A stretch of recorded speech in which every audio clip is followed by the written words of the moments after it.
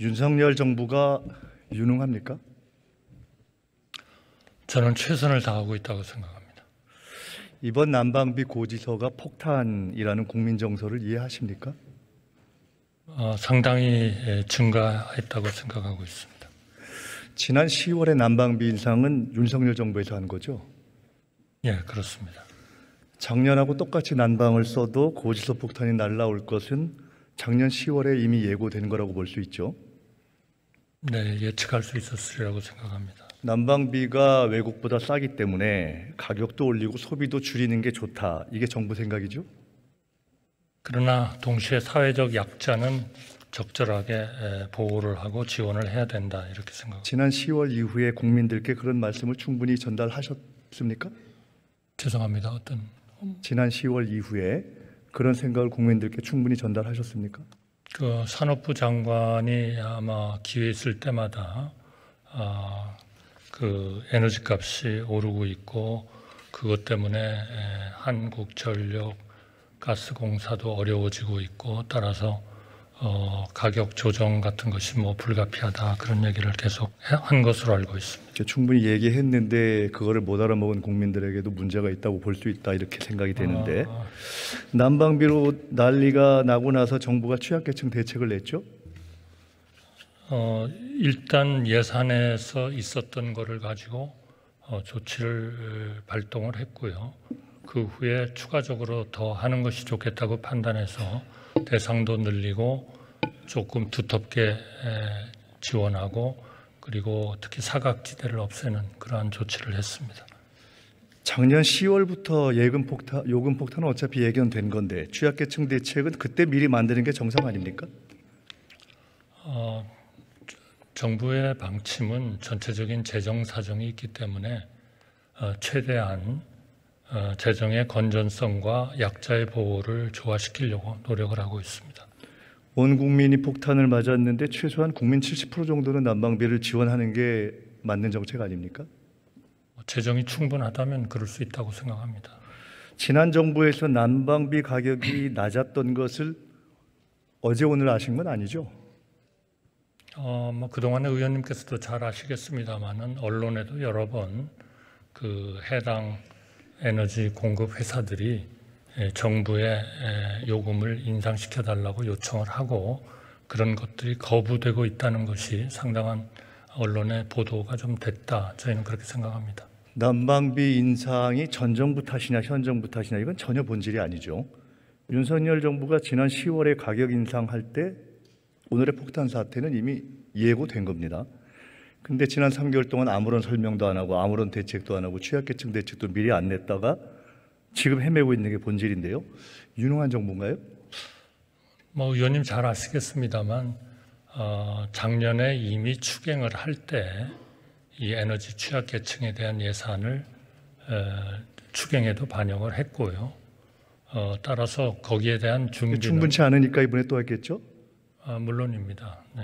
3개월 동안 손 놓고 있다가 본질도 아닌 걸 가지고서 전 정부 탓을 하는 것은 이런 건 유능한 거라고 봐야 됩니까? 기만적이라고 봐야 됩니까?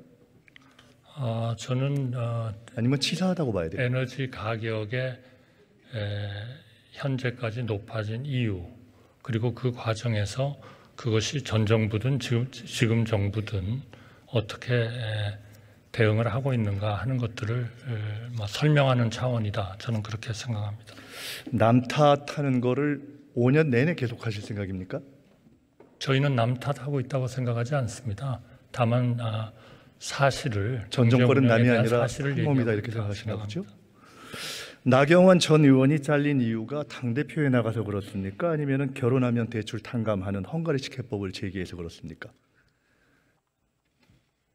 저는 그거는 인사권을 가진 대통령님의 결정이었다고 봅니다만 제가 그 안을 잠깐 설명을 들었을 때 이 안은 기존 정부가 하고 있는 것하고 다소 중복도 되고 또 재정에 미치는 부담 같은 것 때문에 충분히 그 해당 위원회에서 논의를 하고 그리고 결정이 되고 발표가 되어야 하는 그런 과제다. 저는 그렇게 판단을 했습니다. 헝가리식 해법을 얘기한 것은 처음 홍준표 시장인데 나경원이 하면 그렇게 큰 죄가 됩니까? 의원님 잘 아시다시피 그동안에 이러한 그 저출산의 큰 원인 중에 하나가 결국 주택의 문제, 또 보육의 문제라는 것을 의원님 너무나 잘 아시는 사항이고요. 그런 과정에서 이 청년 주택, 그 젊은이들이 항상 고민하고 있는 이 주택을 어떻게 할 거냐 하는 것에 대해서 작년에 청년정책조정위원회에서 국토부 중심으로 그러한 대책을 발표를 했습니다. 우선 원가를 좀 싼 주택을 공급하고 동시에 그거를 살 사람들에 대한 장기 일종의 모기지 이것도 창설하고 그랬던 것이죠. 그러니까 그러한 정책으로 가고 있는데 거기에 막대한 재정을 소요하는 이러한 그 정책은 좀 안 맞는다. 그 헝가리 해법 정도를 얘기한 것 같고 저렇게 깨지면 앞으로 자유로운 발상을 하기가 참 여권 내에서 어려울 텐데 현 정부는 파격적인 출산 지원은 포기했다 이렇게 봐도 됩니까? 그것은 다소 중복되는 정책이다. 저희는 그렇게 판단하고 있습니다. 이준석, 유승민, 나경원, 안철수 대통령께서 당내 비주류를 피의자 다루듯 하시는데 박정희 전두환 말고 자기 당 사람들을 이렇게 난폭하게 다뤘던 대통령이 기억나십니까? 제가 알고 있는 대통령의 당에 대한 의지라 할까 이런 것들은 다소 언론에서 보도되는 그러한 것은 아니다. 저는 그렇게 생각합니다. 당은 당으로서의 활동을 하고 오히려 대통령을 그런데 게재시키는 거 이런 것들이 타당하지 않다 이렇게 생각하고 의지가 난폭함으로 표현됐던 박정희 전두환 두 대통령의 끝이 좋았습니까? 저는 그 두 대통령 박정희 대통령으로서는 굉장히 우리나라 경제 발전에 큰 기여를 하셨다고 생각을 하고 있는데 그분을 그런 차원에서 평가를 하는 것이 적절한 것은 아니라고 저는 생각합니다. 오세훈 시장이 장애인 단체한테 사회적 강자라고 했는데 이게 이 정부의 공통 마인드입니까?